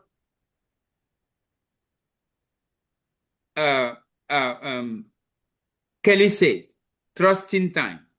So we've learned to create space by putting on a boundary, that is discriminating or discerning what is useful for the situation. Managing energy, that is that border management, that's most important. So what goes in, what goes out, that determines the balance of things. And then trusting time, because if we trust time and we study the past, we'll be able to discern patterns. And mastering money, that is what Kelly always mean to say when he talk about money is exchange, mastering exchange, mastering credit, mastering relationship. That's what I take from here. And I could continue, but I don't want to take all the time. I'm a little bit generous today. And Richard, how do you feel? What do you take away? Richard was first to go, so. Oh, you see? Okay, maybe I'm too generous. I give it to Fred, Lee, let me get Steve, because that's the easiest to me. Steve, how do you feel? What do you take away? Because the others, I'm not sure.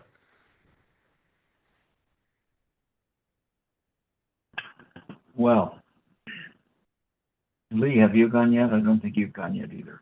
Neither You has started the whole thing, so. No, Fred. What? Oh, okay. Fred and Lee have Lee. not. Okay. Do you guys know that when this meeting's over, the chat usually saves on your computer automatically? There's a little place for it. This chat is amazing today. It was hard to keep track of everything going on, and I'm gonna review it for sure.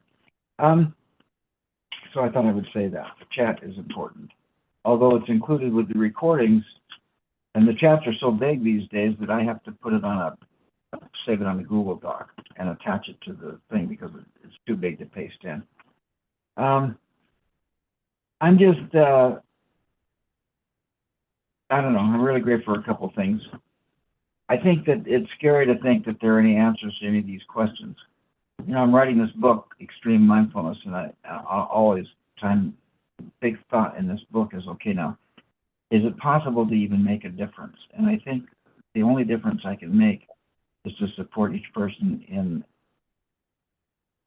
relying on themselves as the source of their experience. You know, when I was 13 years old, I don't know how I did it, but I invented Pascal's wager all by myself. I figured, you know, what's the highest good? The summum bonum. I learned in high school later about the summum bonum. But what is the highest good? And it seems to me that this concept that Richard keeps coming back to about dialogue is absolutely critical. Dialogue seems to be essential. It seems to acknowledge the individuality, the personality, the personalness, and the individualness and the sacredness of the individual journey. anything other than dialogue would suppose that there's an answer that I should be tuning into. And any answer I get should lead to another question. And most people are looking for answers and they don't realize that it's just a question. To show you how important this has been, we were explaining to our kids how everything is alive. And they asked if our pets are going to go to heaven. And I said, yes, we're in heaven, pets are in heaven, we're all going to go to heaven. And about 2 weeks later, our fish died. And so my son probably was around 7 years old anyway. He was following me in, and my wife said, take care of this fish. And so we did the usual burial process with the fish. I went in and dumped it in the toilet. And my 7-year-old son says, Dad, is heaven in the toilet? So sometimes the answers we get are helpful, but they're not quite right. I love the fact that we're coming back to dialogue. Dialogue reinforces the sacred nature of individual paradigm, and I think it's important. Everything Susan said applies exactly to what I think Richard has been doing. I love Joe's idea of analysis versus reasoning, with the idea that maybe reasoning is something special that human beings can intuit and have that somehow that spark of individuality that some people call God. Just in comment with Susan and everything, geez, we're going to go past the 8 o'clock time limit. There's a thing called the Fairness Doctrine in America. There was a thing back in the 70s called the Fairness Doctrine, and it went away. Nobody knows what. I talk to people about the Fairness Doctrine. Do you know that Fox News tried to copyright Fairness Doctrine, fairness as part of their news thing, and back in the 70s, there used to be a requirement for, if anybody remembers a TV station or a radio station, they were a thing back in the 70s. And in the US, the radio stations every 3 years had to reapply for a license. And we had to prove that we were fair. In other words, we had to do an ascertainment of community needs survey. We actually had to prove that we contacted a percentage of the market and to prove that we actually had programming that suited the market, our market. And the FCC would evaluate that to some degree and then award the license based on whether or not that station was performing a public service. And one of the things they had was the Fairness Doctrine. As program director of the radio station, if there was any opinion at all about anything that we put on that station, we had to allow anybody else to offer the same amount of time. It didn't matter if they had 5% of the public opinion, or if it was 20% of the public opinion, or if it was the opposition party. If any opinion was stated on the radio station, anybody else who had any opinion relative to that topic could make a statement and was to be given equal time. That was the Fairness Doctrine, and it went away. It went away with cable news because the FCC or the lobbies, the commercial lobbies in America, decided that, hey, now we have unlimited broadcasting because there's only so much room for so many radio stations and so many TV stations. But now with cable, we have unlimited broadcasting. Therefore, it's not critical that we have any kind of Fairness Doctrine. And I don't know. That's just kind of interesting to me. It's been a great conversation today. Thank you, Susan. Thank you, Richard. Thank you, Manu. Thank you, Joe. Thank you, everybody. Lee, you're the culprit who brought this up. So I'm just going to pass it off to you and say, how do you feel having sucked our conversation today down this marvelous rabbit hole of contemplation? I'm going to mute Lee so you can unmute. I have enjoyed today. Today has been exciting because I have seen individuals going into their own experiences, using their wisdom from the past to now. And AI can't do that. It doesn't have a past. It has a path that it's been programmed, but each and every one of us is a wise individual in one way or another. And I think that each of us can keep learning from the human being. Get our children away from watching their phone constantly, watching TV constantly, their games that are fake. The games are ridiculous. And get them back into reading books, such as what we're doing, and enjoying our life by taking hikes and learning from nature. This is really the most important part of being wise, is learning. Now, Fred, how do you feel? And what is your takeaway? Thank you, Lee. And thank you very much for triggering this very interesting discussion. I appreciate that. And I'm very grateful for that. Anne, the World Games, when you were in China, have you talked about that with your Chinese interlocutors from Alibaba? The World Games, to talk about World Yes, Games? I'm talking about World No. Games. The reason I'm asking is there is an underlying thought process here in China, which is very much akin to Bucky and the World Games. I know that at the government level, they're keeping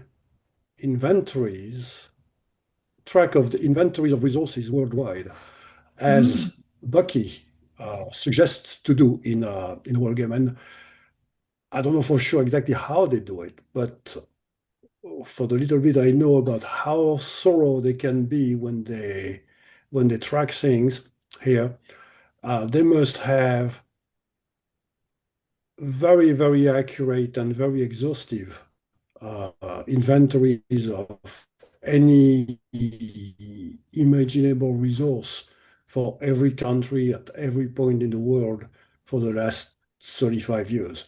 And as things go on, they must refine this.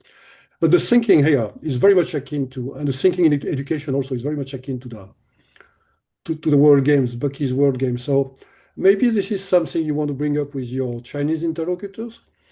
And at some moment, if this catches on and moves towards bringing up something more concrete in terms of education of young people and all that, this is maybe something I'd be quite interested in participating into. So I just wanted to throw this out. But there's a huge synergy to have if you're going to put up something to educate young people about using the World Games format or framework. You have a lot to gain in synergy with your Chinese interlocutors because they're going to be very, very receptive to that. That's for sure. And so that's my first takeaway. I wanted to share that with you. Second is I would like to express how amazed I am at Wayne's hyper awareness of what's going on around him. The reaction, immediate reactions, even before the thought has been fully expressed about what west of Vancouver it doesn't exist. This here, that's Wayne. This is a street smart. This is reading the room. This is understanding what's going on around you, Wayne, before anybody else can figure out what even has been said. And this is something I remember. We had this auction game with the cowboy auction game with Kiyosaki with in one of the study groups, and that was also that you were exactly the right person to handle this sort of things. So this psychological intelligence that you have, I'm very interested. I was very interested today to learn that it's backed by long-term studies about in certain domains. You mentioned economics, but I'm sure you've studied a lot of other things, finance and financing and all these things, not just economy. And this leads to an understanding that's probably deeper than most people. So I wanted to say that that's one of my takeaway. And this yeah this not just an understanding but also clarity of thinking. So I wanted to say that everybody's frozen, so I'm not sure you guys can hear me. We're hearing you, Fred. Thank you. That was very Okay, you're kind. back. Okay, good, good. Thank you. Um, Last thing, and maybe that will help some of you that need to become more impervious to fear and greed and fear of missing out and the pressures of the market and making decisions. Do I buy? Do I sell? All right. About metals, do your accounting in tons. This never changes. There's no pressure, and everything's perfect. There's no parabolic rise when you account your metals in tons. So that's what I wanted to say. So thank you. And Wayne, I think that's for you now. Wayne, how are you feeling today and what is your takeaway? I'm feeling deep gratitude as we come to the end of the call. This is one of those special mornings for me where I got to hang out with my friends and have a dialogue about many things, but it's the dialogue itself, it's the interaction itself, it's the sharing itself, it's the intellectual interweaving of thought that is so fulfilling to me. We have I guess she's a guest. I don't know what else to call her. A friend of mine has a young woman she met at a health conference from Germany who's in the US trying to make her way here, wants to immigrate here, is having some difficulty around immigration. She's here on a visit. She has to leave soon. So I've met with them twice this week, and really an amazing woman. And my friend is that kind of a person. So twice this week they've been in my home in my office with me for 3 hours at a time. This just talking about more than we could get on the table. It's so fast. There's so much to talk about, and nothing lightweight. We were discussing really important things. So to have this morning on the tail end of 3 hours of that last night, I have a vision, a dream, an intention, a goal, a commitment for my home, that it will be a place where that kind of conversation can take place. And I've always craved that. So whenever I get a taste of it, it's really fulfilling. And I'm grateful that you're part of that this morning. As far as my takeaways, I mentioned several before, and I'll just touch on those in summary form. I won't go into them again, but Lee, the power of words courageously spoken move things. Susan mentioned that in her sharing. And I encourage everyone to own their voice. Susan said that understanding can be looked at as two words standing under something and thereby losing a piece of our sovereignty. In Impact, there was a saying that understanding is the booby prize. Everybody wants to be understood. Please understand me. Sometimes the price of being understood is the price of your personal sovereignty. It's to surrender your thinking. It's to go to the other side. And I believe it's too high a price for me. And I have I've fought some real battles in my life, or at least stood alone many times because I thought independently, and that wasn't popular in certain groups. I've gotten in touch again in our conversation today with my family of origin, my family on the farm. Wow, I notice I'm getting a little emotional, as Steve would say. On the farm, life is very real. If you don't work and you don't produce, you might die. Now, that was the old motif. It probably wasn't exactly true when I was a boy, but that mentality was still there. Work, get it done, get that crop in, or we're going to die. Something horrible is going to happen. And so there was this unforgiving nature, sort of, but it was an unforgiving thing wrapped in all kinds of love and mutual commitment and community and working together and the thing that we would truly call family. And I jotted down a few things that I used to be told on the farm. Was it you, Manu, that talked about inductive analysis? Or was that Joe? I think that was Joe. Good old-fashioned thinking based on common sense seems to be in short supply today. But on the farm, I would hear things like, use your head, figure it out. What do you think? Don't be a lazy thinker. And it wasn't, here's the answer. I'm going to give you the answers. Hey, I can just feel them kicking me in the butt. Use your own head. Turn your brain on. Think. Everybody needs to think. We can't just all do what somebody else tells us to do. It requires that we all think. Susan, you said that you hoped that the internet would be a platform for dialogue. And you seem to speak in past tense and lament that maybe it hasn't become that. It struck me with force as I heard you say that here we are on that same platform having this dialogue, 9 of us this morning. Critical mass always starts with 1 grain of sand. There has to be a beginning, and this can be a beginning, and it has been. I know that that's what I expressed in the early minutes of this call, is that this Bucky call was that first few grains of sand for me 17 years ago. And I think we are approaching increments of critical mass, and that has the ability to spread like wildfire. Every time we share, look what Ann's doing with her school, look what the outreach, Richard with all of the groups he's tied into. And I think all of us, without naming names, are touching lives here and there. Steve, you said something about, is there really any purpose? I know that any day I can go to bed and feel like I touched another life, and that maybe that other person is going to carry something forward from anything we shared that could possibly influence their trajectory a little bit, or especially to influence their blossoming, their growth, their expansion, their multiplication of whatever that was in the future. That's a good day for me. And I feel like I had purpose.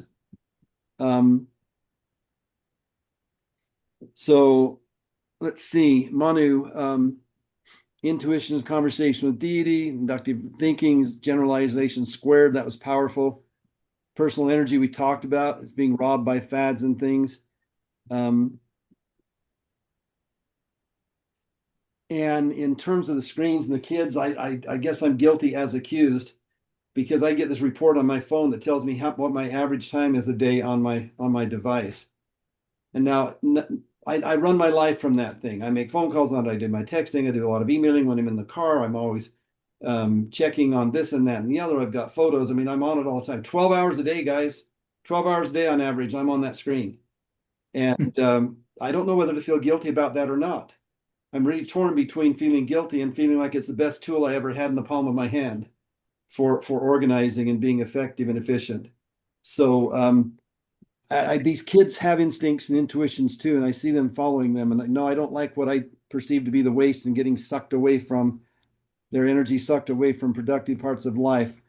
We get to be examples, I suppose, and to love them through that and figure out where we're all headed together with that. The last thing was Anne. Debating is adversarial. Parliaments debate, and it's difficult for the other side to agree, even if they know they're right. Wow. Does that explain politics or what? I notice in my own small world, I notice in groups that I'm around. I saw it again the other night at a funeral for a family member who we lost another 54-year-old in our family. And a young, well, she's not so young anymore, but a mother and a grandmother who got a very young grandchild. And you see people gather and you sort of get a feel for the crowd, right? And I really was disciplining myself not to sit back and judge. But I was alarmed that in a branch of my own family, there could be a predominance of the kind of thinking that I witnessed in that crowd, or maybe I should say the lack of it. So I believe that thinking as we're sort of defining it here today, is one of our greatest capacities with which we've been endowed.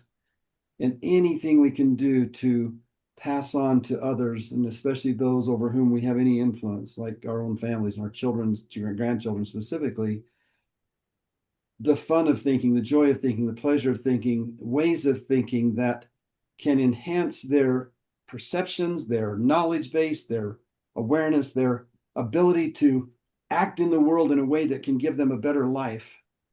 And it's just worth anything it takes. So thank you for this conversation around all of those thoughts. Marshall, my friend, I guess you'll have to wait till next week, but this was a good one for us. So speaking of next week, we'll see you all then. Thanks so much. Thank you, Wayne. Wayne, can we exchange emails and find a date? Absolutely, if your voice is up to it. Yeah. I'm That's glad fine. you're better, Fred. Keep getting better. Okay, thank you, Susan. All right, thanks, everybody. Bye. Fred, do you have any platform other than email? Do you have Telegram, for example? No. Okay, no Telegram, no chat. Okay, good enough. All right. Email will be it. So yes, I'm very motivated to do that. So thank you. Yes, please. Either this week or next week, whenever is convenient for you. Let me know. This weekend could be good if it works for you anytime. Do you want to get back to me with a couple of times you might have on the weekend, Fred? Okay. Yes, well, basically the times I sent you a while ago, they work for me on the weekend. It would need to be the earlier times for me. That 9 o'clock at night time isn't working so well to have any kind of a conversation with my brain's not. Okay. That's then. So morning for you. Okay, so we can let's make it six onwards. 6 your time? If it's during the week, if it's during the weekend, 6 your time, evening. Oh, okay. So just, I don't know where our time zones are, so you seem to be clear on that. You send me an email and say, can we meet this time? And I will confirm it and log it in, okay?